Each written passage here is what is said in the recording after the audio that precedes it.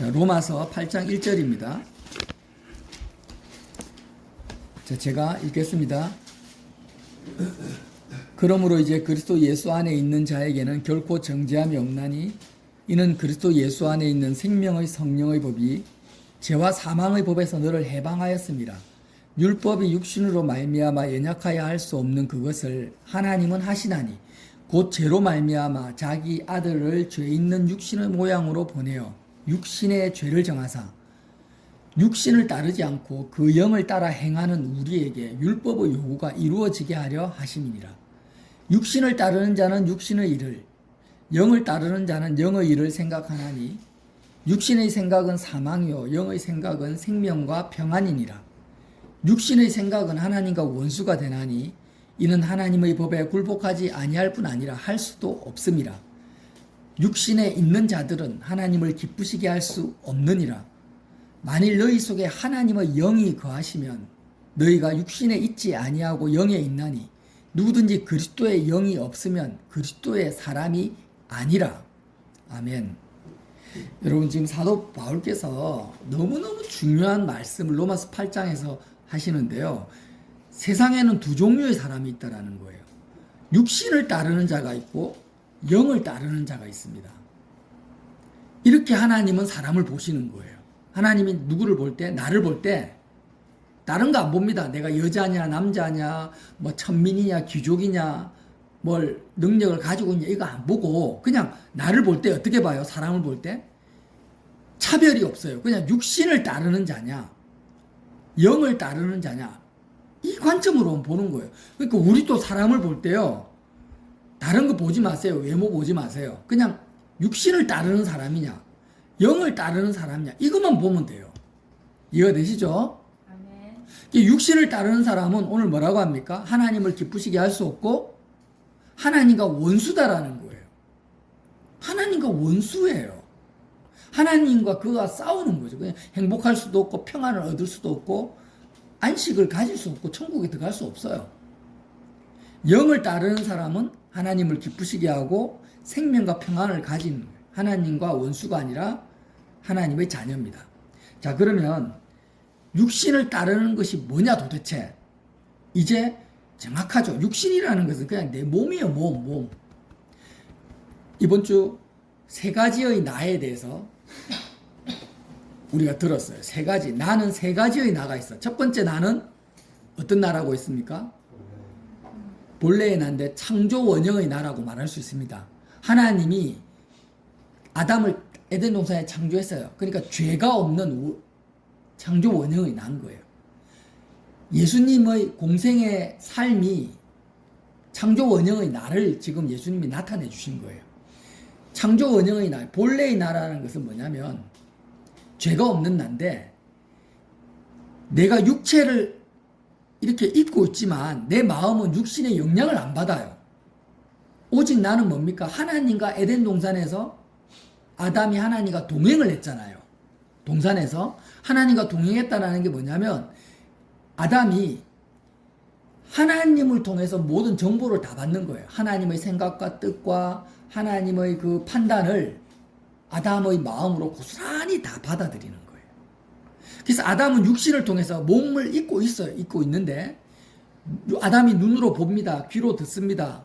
그리고 혀로 맛을 봅니다. 그러나 이런 것들보다도 하나님의 눈으로 보는 것을 먼저 마음이 받아들이고 하나님의 판단과 생각을 먼저 받아들이기 때문에 아담은 스스로 판단하거나 스스로 생각할 필요가 없어요.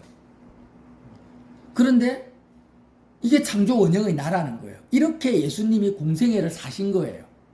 예수님은 육신으로 사람들을 보죠. 예수님은 육신을 눈으로 보고 귀로 듣는데 육신을 통해서 몸을 통해서 들어오는 정보를 가지고 예수님이 판단하거나 예수님이 계획하거나 생각하지 않으셨어요. 뭐라고 합니까? 나는 아무것도 스스로 생각하지 않는다. 하나님과 예수님이 육신보다 더 가까웠기 때문에 하나님이 생각하는 것을 예수님이 생각하셨고 판단하는 대로 하나님이 가시는 대로 그렇게 하셨어요. 이게 뭐예요? 죄가 없는 상태. 예수님은 공생애 때 죄가 없는 상태로 사셨단 말이에요. 이게 본래에 나은 거예요. 창조 원형의 나예요. 근데 아담이 타락함으로 창조 원형의 나는 잃어버렸어요. 우리가 그 나를 잃어버렸어요. 이게 두 번째 나가 있는데 두 번째 나는 뭐예요? 실제의 나. 이게 뭐예요? 육신을 따르는 나라는 거예요. 모든 사람이 그렇게 살아요. 자, 지금 내가 육신을 가지고 있잖아요. 거울 볼 때 조심해야 돼요. 여러분, 거울 볼 때 조심해야 돼요. 거울 볼 때 뭐가 보입니까? 내 육신이 나가 보여요. 그러면서 나는 지금 이렇게 생겼구나. 내가 주름살이 이렇게 졌구나. 머리가 빠지는구나. 이렇게 하면서 이런 나 너무너무 자연스럽고 당연하게 내가 자동적으로 인식되어지는 육체를 입은 이 육신을 뭐로 의식합니까? 나라고 의식을 해요. 육체를 뭐라고 의식한다고요? 나로 의식하는 것이 실제의 나고 그 육신의 나라는 거예요. 육신의 나. 자, 이런 나는 육신을 따른다라고 했어요. 따른다라는 게 뭐예요? 이 몸, 육체, 나의 몸을 통해서 들어오는 정보를 기초로 해서 내가 판단하고, 내가 생각하고, 내가 계획하면서 삶을 살아가는 것을 뭐라고 합니까? 육신을 따른다라고 하는 거예요. 응? 자, 그러니까 맹인들은 육신을 따라가는데 좀 많은 어려움이 있죠. 정보가, 눈으로 보는 정보가 없잖아. 청각장애인들도 마찬가지일 거예요. 지체장애인도 마찬가지고. 그러니까 모든 사람들이 다 100이면 100 뭘 따릅니까? 육신을 따를 수밖에 없는 거예요. 그래서 죄악 중에 출생했다. 의인은 없나니 하나도 없다. 이렇게 성경은 말하고 있는 거예요. 자, 오늘 뭐라고 합니까? 3절에 율법이 육신으로 말미암아 연약하여 할 수 없는 그것. 율법이 뭘 요구합니까? 마음을 다해서 하나님을 사랑하라고 요구하고 있어요. 그런데 육신으로 말미암아 연약하여 할 수 없다라는 것은 내가 육신을 입고 있는 나를, 이 육신을 나라고 의식하고 살아가고 있는 상태에서는 절대 율법을 지킬 수 있다 없다? 율법의 요구대로 사는 것이 불가능하다라는 거예요. 근데 그것을 하나님이 하신다라는 거예요. 어떻게 하시느냐? 죄로 말미암아 자기 아들을 죄 있는 육신의 모양, 우리 육신의 모양으로 이 땅에 예수님을 보내어 육신의 죄를 정했어요. 예수님의 육신에 딱 죄를 정해버린 거예요. 우리의 죄를, 육신을 따라가는 우리의 죄를 예수님의 육신에 정했다라는 거예요. 창조 원형의 나를 쫓아가지 않고 하나님과 동행하지 않고 육신을 나라고 의식하고 따라가고 있는, 이 육신을 따라가고 있는 이 죄를 예수님의 육신에게 뒤집어 씌워버렸다. 예수님의 육신에 덮어버렸다라는 거예요. 얹혀버렸어요. 그렇게 하고 그 예수님의 육신을 어떻게 했습니까? 십자가에서 죽여버린 거예요. 하나님이 심판하신 거예요. 자, 그렇게 해서 이제는 그리스도와 함께 나의 육신은 어떻게 됐다? 십자가에서 죽었다라는 거예요. 그러니까 내가 예수님의 몸에 육신을 따라가는 나의 죄를 얹혀버려가지고 예수님의 육신이 십자가에서 죽을 때 나의 육신도 함께 죽어버렸어요. 함께 죽어버렸으니까 나는 더 이상 육신을 따라갈 수 있어요? 없어요? 없게 된 거예요. 자, 이걸 이해를 잘 하셔야 돼요. 이거 이해 못하면 복음을 이해를 못하는 거예요. 자, 영인이가 지금 20대 중반의 신체를 가지고 있어요. 몸을 가지고 있어요.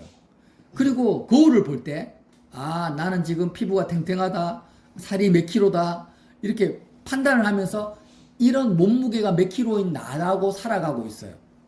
그리고 내 눈으로 들어오는 것, 귀로 들리는 것을 통해서 내가 판단하고 생각하고 계획하고 있어요. 자, 이 상태는 다 그렇게 살아가고 있잖아요. 무슨 상태예요? 육신을 따라가고 있는 나로 살아가는 거예요. 이렇게 계속 살면은 나는 어떻게 됩니까? 하나님과 원수된 상태로 계속 살아가는 거예요. 굉장히 무섭죠. 이게 사람들은 다 태어나면서부터 아예 하나님과 원수된 상태로 태어나서 하나님과 원수된 상태로 계속 살다가 죽으면은 하나님과 원수로서 심판받고 지옥 가는 거예요. 여기는 알겠지? 그러니까 사람들을 볼 때 이 사람을 볼 때 어떻게 해야 돼요? 육신을 따라가고 있다.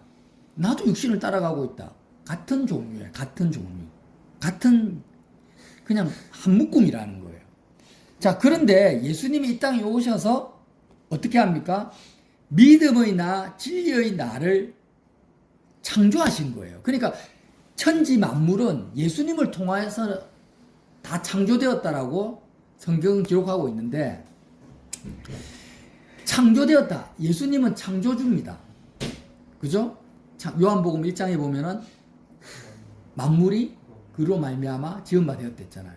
그러면 나라는 존재도 누구를 통해서 지으시겠어요? 하나님이. 예수님을 통해서 나를 창조하시는 거예요. 어떤 나를? 진리의 나를, 믿음의 나를. 그러니까 예수님이 십자가에서 죽고 부활하시고 승천하신 이 사건은 나를 새롭게 창조하시는 예수님의 창조 사역인 거예요. 아멘. 창조 사역이 어떻게 이루어져요? 예수님이 말씀이 육신이 되신 거예요. 말씀으로 천지를 창조했잖아요. 창세기 때 말씀으로 천지를 창조했는데, 나를 창조하실 때 예수님이 말씀이 육신이 되어가지고 그 예수님의 육신이 십자가에서 죽고 부활하고 승천하시는 그 1년의 그 말씀이 육신이 된 그 육신의 사역이 뭐냐? 나를 새롭게 창조하는 창조 사역이라는 거예요. 아멘. 그래서 그리스도의 죽음과 부활과 승천에 내가 참여할 때 창조 원형의 나는 잃어버렸잖아. 창조 원형의 나를 잃어버렸고 지금 육신의 나가 있는데, 이 육신의 나가 그리스도와 함께 죽고 진리의 나로 새 사람, 옛 사람이 죽어버리고 새 사람이 그리스도와 함께 창조되어진다라는 거예요. 아멘. 창조되어졌다라는 거예요. 아멘. 자, 그러면 육신을 따르는 것이 뭔지는 이제 이해가 됐잖아요. 육신을 따르는 게 뭔지 이해가 됐어요. 그러면 영을 따라가는 것이 뭐냐 도대체? 이 영이라는 것은 성령이죠. 확실하게 미혹의 영도 아니고 마귀의 영도 아니고 성령입니다. 성령을 따라가는 거예요. 성령을 따라가는 나. 그러면 성령이 뭐냐? 성령이 뭔지에 대해서 우리가 명확하게 이해를 하고 확정을 해버려야 됩니다. 이거 확정하지 않으면 성령을 가장한 미혹의 영에 우리가 계속 딸려 들어가요. 자, 요한복음 16장 13절을 보세요. 요한복음 16장 13절, 예수님께서 직접 성령에 대해서 말씀하십니다. 요한복음 16장 13절에 뭐라고 하십니까? 그러나 진리의 성령이 오시면 그가 너희를 모든 진리 가운데로 인도하시리니 그가 스스로 말하지 않고 오직 듣는 것을 말하며 장래 일을 너희에게 알리시리라. 성령도 스스로 말하지 않습니다. 뭔가 스스로 계획하고 독자적으로 행동하지 않습니다. 자, 성령이 내 영광을 나타내리니 내 것을 가지고 너희에게 알리시겠습니다. 성령이 뭘 나타낸다고 했습니까? 내 영광. 예수님의 영광을 나타낸다라는 거예요. 성령은 우리를 진리 가운데로 인도하시는데, 성령이 하시는 일은 뭐냐면 예수님의 말씀에 하면 예수님의 영광을 나타내고 예수님의 것. 성령은 예수님과 상관없는 것이 하나도 없어요. 예수님의 것을 가지고 우리에게 예수님을 알리신다라는 거예요. 자, 예수님의 영광을 나타낸다라는 것이 뭐냐면, 여러분 영광이라는 원어적 의미를 아시죠? 무대에 주인공이 있으면 스포트라이트가 쫙 주인공에게 비칩니다. 모든 무대에 다른 것은 깜깜해요. 깜깜하고 오직 조명이 어디에만 붙입니까? 연극 배우 주인공에게만 집중되어지는 거예요. 이게 영광이라고 했죠. 그러면 예수님의 영광을 나타낸다라는 게 뭐예요? 성령이 우리에게 오시면은요, 우리가 지금 육신을 가지고 많은 것들을 지금 생각하고 판단하고 영향을 받잖아요. 뭐 돈 문제, 사업 문제, 결혼 문제, 자녀 문제, 건강 문제, 이렇게 내 마음이 다른 모든 것에 지금 스포트라이트를 집중하고 있어요. 사건이 생기거나 문제가 터지면. 예인이가 예를 들어서 코로나19에 딱 걸렸다 생각해봐. 지금이라도. 그러면 예인이는 지금 생각과 마음이 어디에 집중이 되겠어요? 내 몸에 집중이 되잖아. 아, 내가 지금 빨리 코로나가 나아야 되는데. 면역력이 길러져야 돼. 그런 상태로 내가 살아가다가 갑자기 성령이 나에게 딱 오셨어요. 내가 성령을 받았어. 그러면 어떻게 내 마음이 바뀐다라는 거예요. 예수님의 영광을 나타낸다라는 거는. 코로나 걸린 거 다 잊어버려 버리는 거예요. 몸이 아픈 거 다 잊어버려요. 사업이 잘 되고 안 되는 거 다 잊어버리고 오직 내 마음이 예수님께 집중이 돼 버리는 거예요. 예수님의 영광을 나타낸다라는 의미가 그거예요. 그러니까 내일 죽더라도 그 사람은 오직 스포트라이트가 그 사람의 마음과 생각이 예수님께만 그냥 집중이 되어 버리는 것이, 집중하게 만들어 버리는 것이 뭐냐? 성령 사역이라는 거예요. 그러니까 초대교회 성도들이 성령을 받았다라는 게 뭐냐? 초대교회 성도들은 보세요. 이방인도 있을 것이고 유대인도 있을 것이고 부자도 있고 가난한 자도 있고 온갖 형편에 처한 사람이 다 있을 건데 성령을 받아버리니까 다 잊어버려요. 깜깜해져 버려요. 세상 문제에 대해서는 깜깜해져 버리고 예수님이 하신 일, 예수님의 영광에만 온전히 몰입되어 버리는 거예요. 이게 성령의 일인 거예요. 그래서 우리가 누가 성령 받았다 이러면은요, 바로 분별이 돼요. 바로 분별이 돼요. 자, 성령 받았는데 막 목사님들이 성령 받았다라는 목사님이 자기 사역에 막 마음이 다가 있어. 성령 받은 거 아닙니다. 성령 받고 예언 받았는데 돈에 엄청나게 관심이 많아요. 그러면 성령 받은 거예요? 성령 받은 게 아니죠. 예를 들어서 많은 사람들이 치유 사역 있잖아요. 치유 받으려고 기도 받으러 가요. 근데 치유 받으러 갔는데 성령을 받아버렸어요. 몸이 아픈 상태로 치유받으러 갔는데 성령을 받아버렸어요. 그 집회에서. 그럼 그 사람이 어떤 상태로 바뀌겠어요?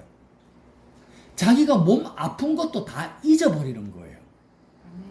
몸이 아파서 건강해야 되겠다는 생각 자체도 없어져 버리고 깜깜해져 버리고 오직 조명이 스포트라이트가 어디에 집중되냐? 그 사람의 마음은 예수님에게만 집중이 되는 거예요. 예수님께 빠져버리는 거예요.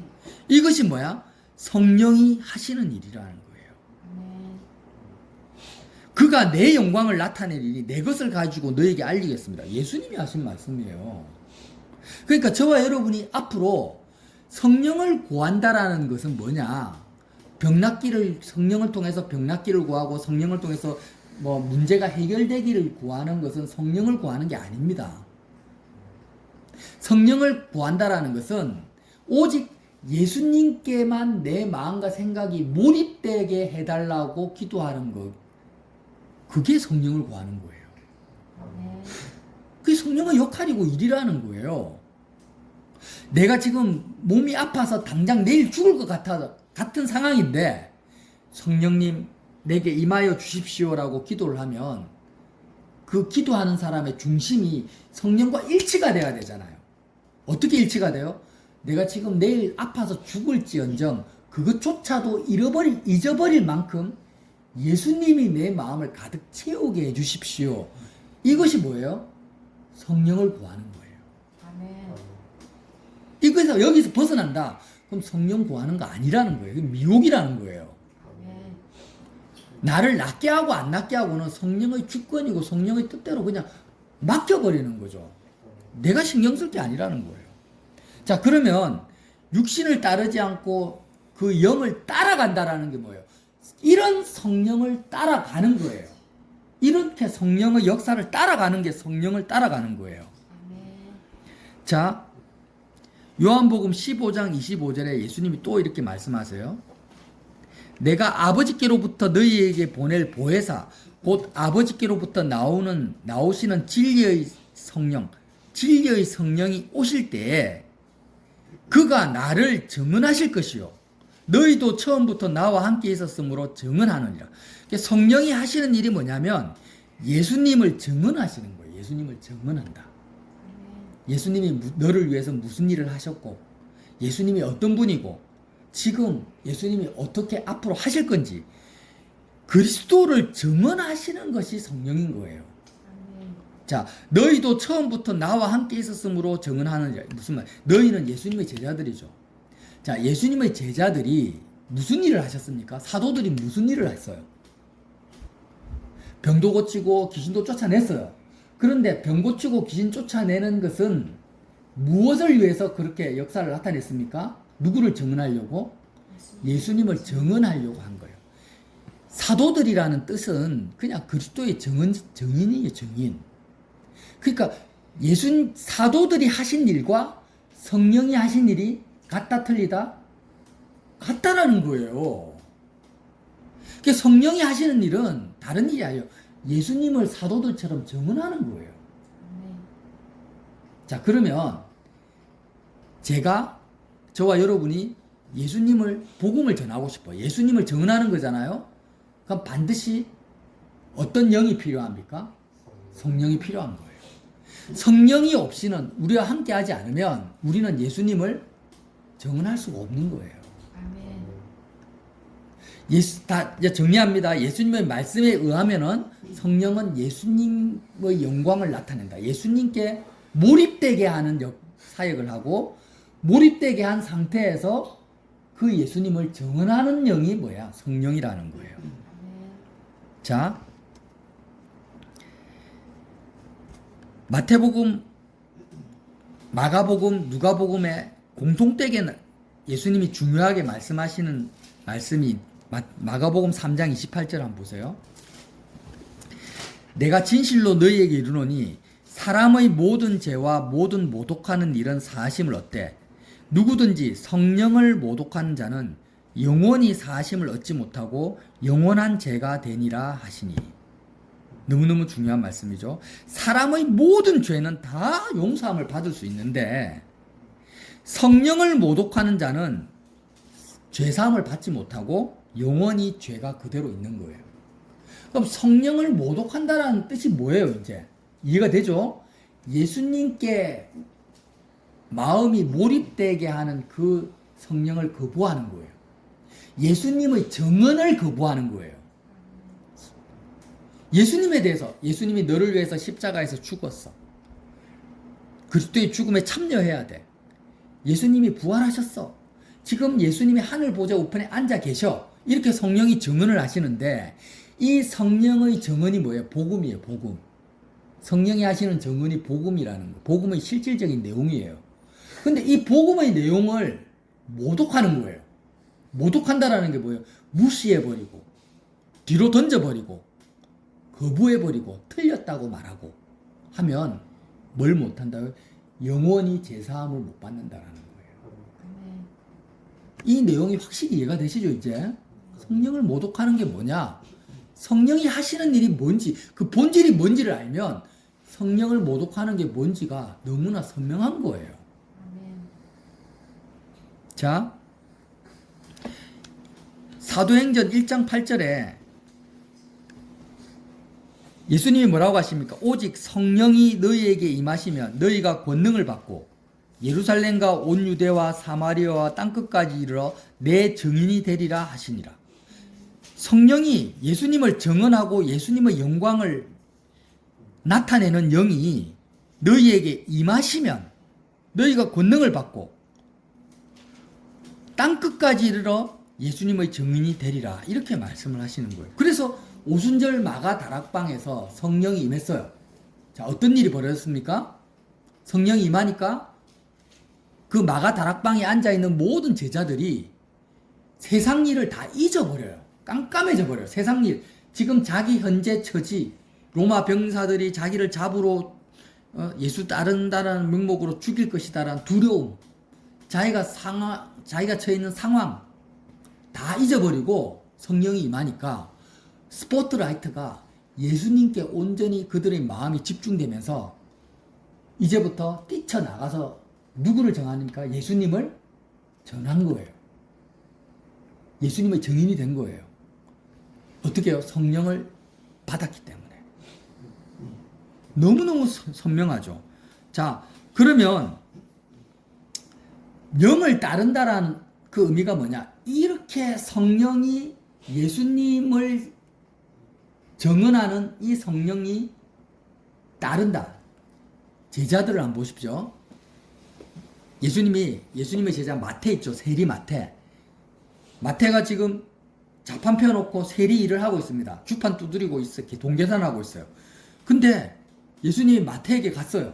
마태야, 지금 나를 따르라 하니까 마태가 어떻게 합니까? 당장 그 일 때리쳐버리고 그 자리에서 바로 예수님을 따라가 버려요. 예수님을 따라가 버려요. 마태가 왜 예수님을 따라갔겠습니까? 다른 게 다 안 보이는 거야. 그게 성령의 사역인 거예요. 마태가 성령을 지금 사로잡아 버린 거예요. 아멘. 성령이 마태를 사로잡았죠. 자, 베드로가 지금 물고기 낚고 있어요. 물고기를 잡고 있어요. 생업에 종사하고 있어요. 어떻게 하면 물고기를 많이 낚을까? 온전히 관심이 거기밖에 없다가 예수님이 베드로에게 갔어요. 그러다가 물고기를 엄청나게 배가 침몰할 정도로 많이 잡았는데 예수님이 뭐라 합니까? 나를 따르라 합니다. 나를 따르라. 그러니까 베드로가 어떻게 합니까? 그물을 배와 붙인 거 그물을 다 버려두고 현장에서 예수님을 따라갑니다. 어떻게 베드로가 지금 예수님을 따라갔을까? 그게 가능할까? 마태가 어떻게 예수님을 따라갔을까? 예수님의 제자들의 공통점이죠. 제자들의 마음속에 예수님이 영광을 받으신 거예요. 예수님이 그냥 스포트라이트를 받아가지고 무대 위에 주인공만 조명이 켜지면 나머지는 깜깜해지고 주인공밖에 안 보이잖아요. 제자들의 마음속에 예수님이 그렇게 조명받은 거예요. 영광을 받은 거예요. 뭐를 통해서? 성령이 제자들의 마음 가운데 그렇게 역사해 버린 거예요. 그러니까 마태도 베드로도 근무를 버리고 세리 일 다 버리고 예수님을 따라간 거예요. 이게 뭐예요? 성령을 따라가는 거예요. 영을 따른다라는 의미입니다. 영을 따르는 거예요.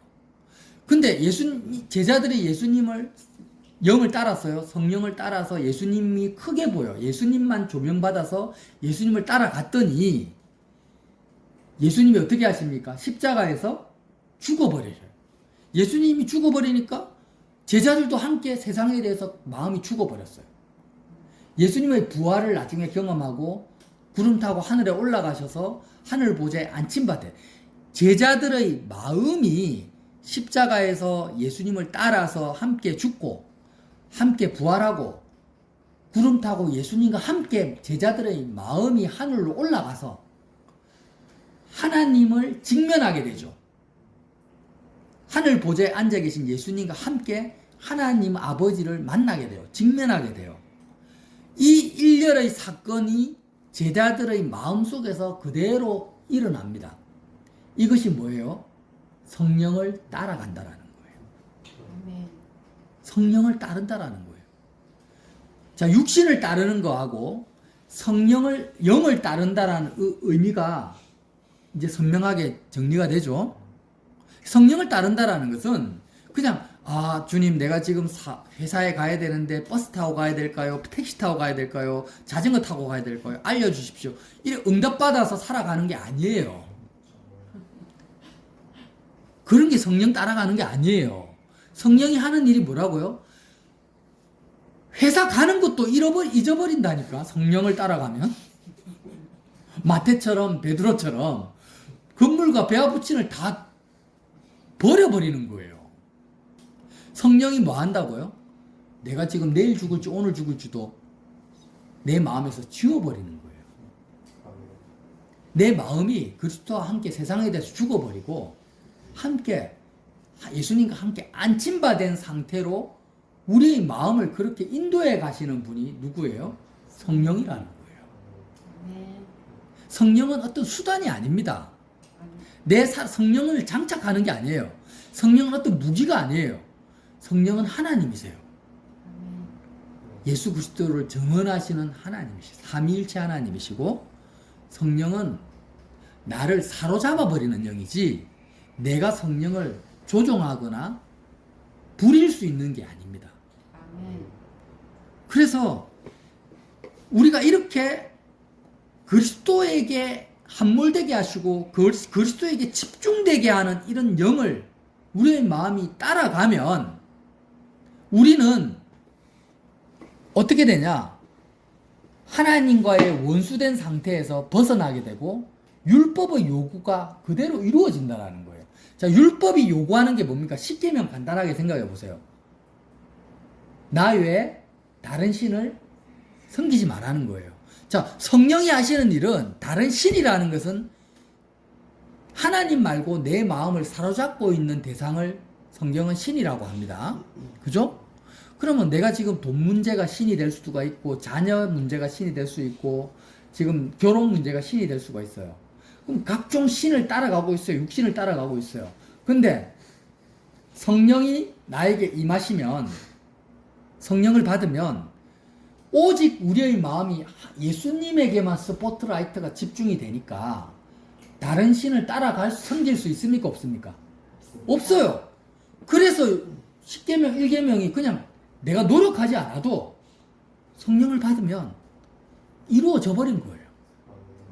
내 마음이 오직 지금 예수님께 집중되어져 있고 그리스도와 함께 세상에 대해서 죽어버렸는데 내 마음에 탐심이, 돈 욕심이 생길 수 있어요? 거짓말 할 수 있어요? 시기 질투할 수 있습니까? 이웃의 물건을 탐낼 수 있습니까? 도둑질 할 수 있습니까? 그냥 율법을 지키려고 애쓰지 않아도 성령을 따라가면 율법의 요구가 다 돼버린 거예요. 그냥 다 이루어져 버리는 거예요. 하나님이 하시는 거예요. 그냥 내가 하는 게 아니라 하나님이 하시나니. 이해가 되시죠? 그리고 성령의 생각은 생명과 평안인 거예요. 내가 지금 돈 문제 때문에, 건강 문제 때문에, 자녀 문제 때문에 막 괴로워하고 있어요. 생각이 복잡해져요. 사람 때문에 막 마음이 힘들어져.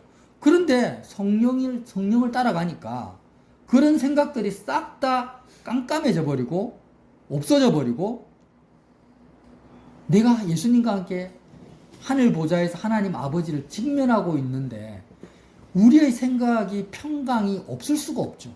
아멘. 생명이 없을 수가 없는 거예요. 아멘. 하나님을 기쁘시게 할 수밖에 없는 거예요. 그런 나를 보시면서 너는 내 아들이다. 너는 내 사랑하는 아들. 하나님이 그렇게 말을 하실 수밖에 없는 거죠. 아멘. 자, 고린도전서 2장 14절만 보고 말씀을 마치겠습니다. 고린도전서 2장 14절. 육에 속한 사람은 하나님의 성령의 일을 받지 아니하나니.